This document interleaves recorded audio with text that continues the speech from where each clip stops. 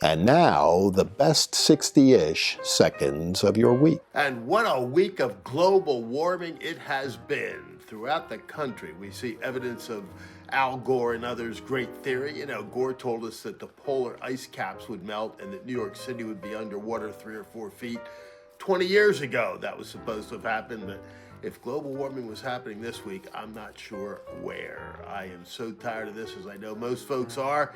A man born and bred for warm and sun is having a little trouble with all this. Monday, of course, is Groundhog Day. And for those throughout the nation looking for a protracted winter, don't even watch, as Punxsutawney Phil makes his annual prediction.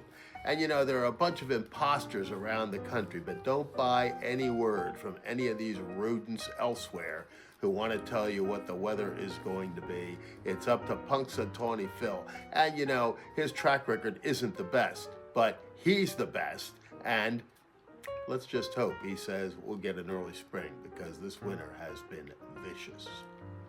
And while we're talking about Punxsutawney Phil, Groundhog Day, and deja vu all over again, I thought I'd offer just a couple of muses before we get into the meat and bones of the week. First, I want to just say something about the Free Iran movement, this uprising among the people of Iran against that oppressive government. The things that they're talking about and the things that they stand for: social justice, civil rights, women's rights, LGBTQ rights, etc., etc., etc. The list is as long as your arm. All of those things purportedly big topics of the American left, things they're yapping about all the time. But what are they saying about Iran? Crickets. And that is worth thinking about.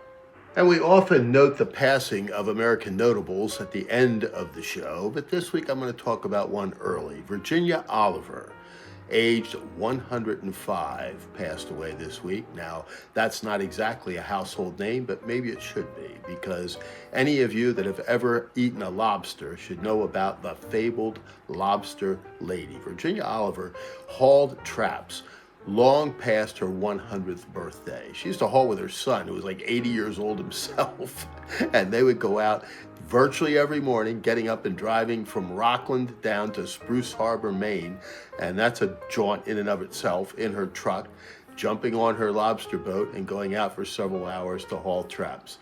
God rest her soul. I had the pleasure and privilege of spending some time with her through her very dear friend Wayne Gray, a buddy of mine in Rockland, and she was quite the woman, an exceptional lady, and the world will miss her.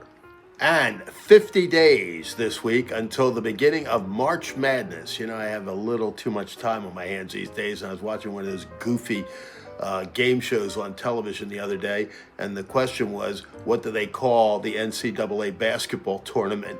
And this poor woman said, well, I know it's something about March, so I'll say March Madness. Well, March Madness is upon us, 50 days to go. Pitchers and catchers reporting in just 2 weeks. The Super Bowl a week away, and the Olympics, the Winter Olympics, beginning this week. So if you're a big fan of curling and other things, you won't want to miss all of that.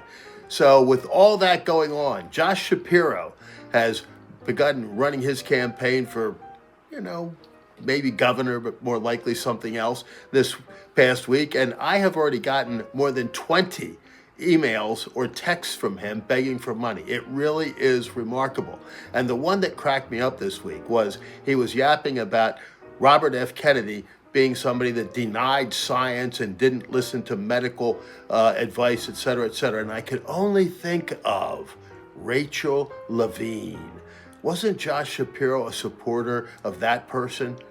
Think about it, because for now, that is the best 60-ish seconds of your week.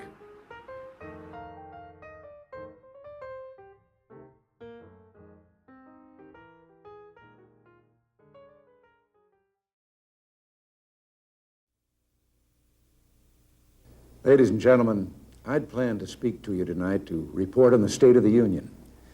But the events of earlier today have led me to change those plans.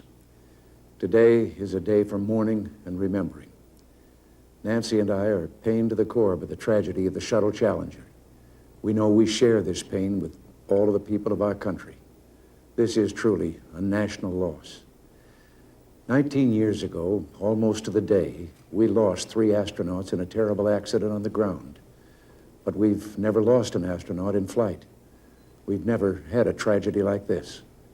And perhaps we've forgotten the courage it took for the crew of the shuttle.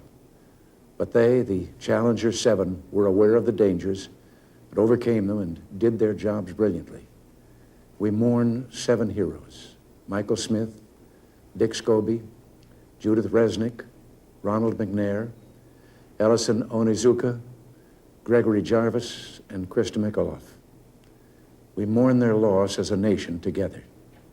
To the families of the 7, we cannot bear, as you do, the full impact of this tragedy. But we feel the loss, and we're thinking about you so very much. Your loved ones were daring and brave, and they had that special grace, that special spirit that says, give me a challenge, and I'll meet it with joy.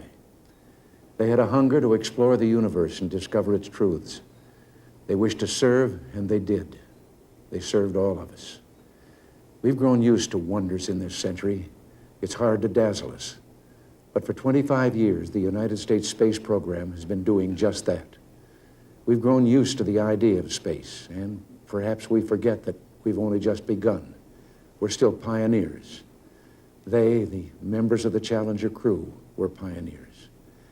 And I want to say something to the school children of America who were watching the live coverage of the shuttle's takeoff. I know it's hard to understand, but sometimes painful things like this happen. It's all part of the process of exploration and discovery. It's all part of taking a chance and expanding man's horizons. The future doesn't belong to the faint-hearted. It belongs to the brave. The Challenger crew was pulling us into the future, and we'll continue to follow them. I've always had great faith in and respect for our space program, and what happened today does nothing to diminish it. We don't hide our space program. We don't keep secrets and cover things up. We do it all up front and in public. That's the way freedom is, and we wouldn't change it for a minute. We'll continue our quest in space. There will be more shuttle flights and more shuttle crews, and yes, more volunteers, more civilians, more teachers in space. Nothing ends here. Our hopes and our journeys continue. I want to add that I wish I could talk to every man and woman who works for NASA or who worked on this mission and tell them your dedication and professionalism have moved and impressed us for decades, and we know of your anguish. We share it. There's a coincidence today. On this day, 390 years ago, the great explorer Sir Francis Drake died aboard ship off the coast of Panama. In his lifetime, the great frontiers were the oceans, and a historian later said he lived by the sea, died on it, and was buried in it. Well, today, we can say of the Challenger crew, their dedication was, like Drake's, complete. The crew of the Space Shuttle Challenger honored us for the manner in which they lived their lives.